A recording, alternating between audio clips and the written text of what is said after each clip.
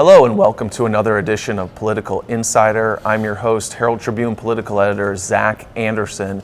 With me today is Sheryl Wilson, the chair of the Manatee County Democratic Party. Sheryl, thanks for being here. Oh, thank you for the invitation. Pleased to be here. Glad to have you. So I know that you follow presidential politics very closely. On the Democratic side, a pretty close primary fight, a little bit surprising. Bernie Sanders actually beat Clinton in New Hampshire, and it's actually a fairly tight race going into the Nevada caucuses. That was a state that a lot of people thought Clinton would do very well in. It's more minorities in that state, but Sanders seems to be closing the gap here. What's going on? What issue is Clinton having that she's not able to pull away here? I think people are finally paying attention. Yeah. I think that it was viewed as a one-person race for Right. a long time, and we sort of let the other side take over and get the airtime and the news waves and bring the clown car into play. And I think while we were talking about issues, it was a lot more fun and interesting for people to pay attention to the show that was going on. But now we're realizing that there is a significant election, a very important election. There are issues and candidates from all over the myriad of the issues, and people are paying attention, and we have some people in the race that are getting the issues out there. So you think this is sort of a natural tightening of the race, not an issue with Clinton connecting here?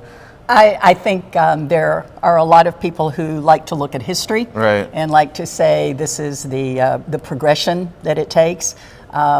I have one other interest besides politics, and that's sports, and I have found out that's why you play the game. Sure. And that's why we vote. Yeah. And we can bring it up and let the people make a decision. And fortunately, we have two great candidates out there, and we're going to get some issues on the table, and we're going to have a decision that will come. Great. And it will come in time. All it right. will come in time.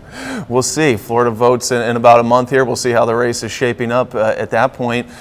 Bill Clinton was actually in Florida this week, and he said something that was a little bit controversial. He sort of compared the left wing of the Democratic Party to the Tea Party and sort of insinuated that Sanders voters were maybe outside the mainstream. What did you think of that? Well, I think he walked that back just a bit. Yeah. You know, Bill will shoot from the cuff every now and then.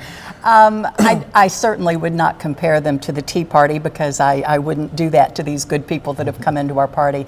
I do think that the Sanders campaign has brought people into the Democratic Party. I think we have people maybe from one side of the spectrum who have already leaned that way, but I think the Sanders campaign brought a lot of interest, and we're seeing people locally who have come into our office, and we always ask them, are you here because you're a Democrat? And they say, well, I am now. All right. And it's I think it's been good for the party to have the exercise of the primary. And we had Clinton, Bill Clinton here this week. Hillary Clinton has been here a couple times. We haven't seen Bernie Sanders in Florida at all. What do you think? I mean, is there much going on here in Florida in the Democratic race? Are people still wondering if both these candidates are going to be in it by Florida? How do you see the primary shaping up here? I think there's some of that. We have been anticipating that the campaigns would be here and would be prominent and would be visible, and I think now it's our turn. Iowa and New Hampshire, for whatever reason, get all of that big initial press. I heard someone say very recently that the equivalent is like Hillsborough County and Orange County in Florida voting. Right. That's what we have so far, but a lot of attention isn't proportional. A whole lot more voters in Florida than those early states. But we'll see what happens. There are still some elections that are going to take place before our March 15th primary. But we'll see what has played out, and we'll find out how big of an impact we might have. All right, I guess we'll have to wait and see. Switching gears here to Florida's U.S. Senate race, I know you're hosting one of the Democratic candidates, Patrick Murphy, pretty soon. Tell us about that. We are. This is our primary event, our biggest event and fundraiser of the year. It helps us operate in Manatee County. And we did issue an invitation to all the Senate candidates. And the other one is Alan Grayson. Alan Grayson and a woman from Miami, I believe, named Pam Keith, Pam is also Keith, right. still on the ballot. We heard back from Murphy. Actually, right. we were able to speak with representatives and in Murphy's case and Grayson's case. We spoke directly with them at the Democratic Convention, state Right. convention back in October. Murphy has accepted our invitation. Right. So right now he's the guy that's, well, he is the guy that's going to be on the podium. And this is an important race. It's Marco Rubio's Senate seat. Rubio obviously is running for president.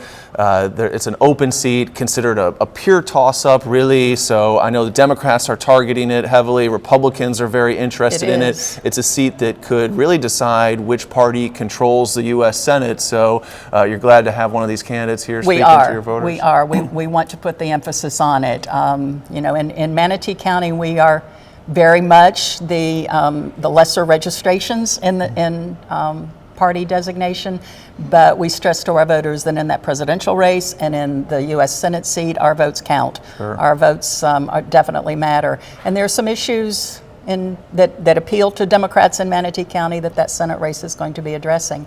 And you know, we may be the seat, that seat may be the one that determines the majority in the U.S. Senate. Sure. So we want to do our piece in that, and we'll get them there and have some conversation. And that primary has already gotten a little bit messy. You know, they were sniping at each other on Valentine's Day. They were, of all yes. days. Yes. Murphy went after Grayson over his involvement in a hedge fund and called him unethical.